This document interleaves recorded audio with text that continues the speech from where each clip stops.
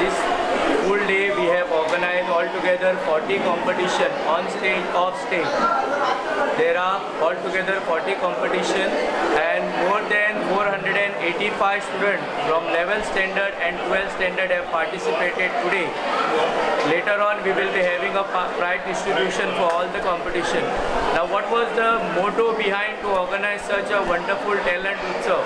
So that we can find out the hidden talent of the student and the same student can be sent for different competition which have been organized by different higher secondary across the Goa. So with the support of all the staff member, all the students, as I said, more than 485 students are participating in today's entire day talent utsav competition. The sweet star of Melon Fame lies at the foot of a mountain range whose rocks makes town high above the valley. Behind the town, a footpath winds gently up the mountain. On one sunny June morning, a tall, strong woman was climbing up the path.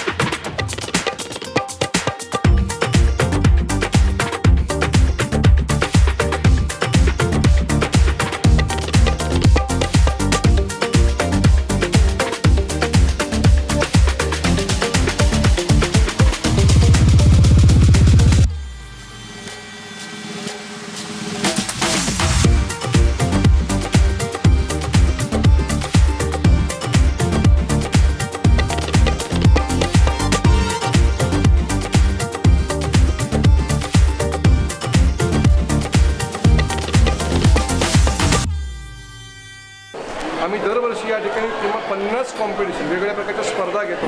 ते सकाळी 8 वाजल्यापासून संध्याकाळी 5 वाजेपर्यंत त्या सगळ्या स्पर्धा होतात आणि सगळे विद्यार्थी जवळजवळ 500 विद्यार्थी या सगळ्या स्पर्धांमध्ये सहभागी होतात आणि एक विद्यार्थी किमान 10-10, 8-8, 9-9 स्पर्धांमध्ये सहभागी होतो आणि त्याच्यानंतर आपण त्याला असं करतो की त्याच्यामध्ये एक कोणते टॅलेंटेड गर्ल, टॅलेंटेड बॉय आणि त्याच्या आधारावरती ज्या वर्गाला सगळ्यात जास्त गुण मिळतात त्या वर्गाला आपण टॅलेंटेड क्लास अशा प्रकारचा अवॉर्ड देतो.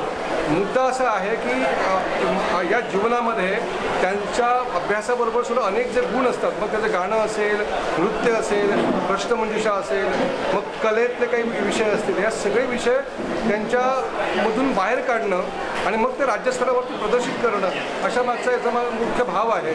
आणि त्यामुळं त्याचा मोठा फायदा त्यांच्या जीवनामध्ये त्यांना होतो. त्यासाठी आम्ही हा एक उत्सव स्वरूपामध्ये दरवर्षी करतो.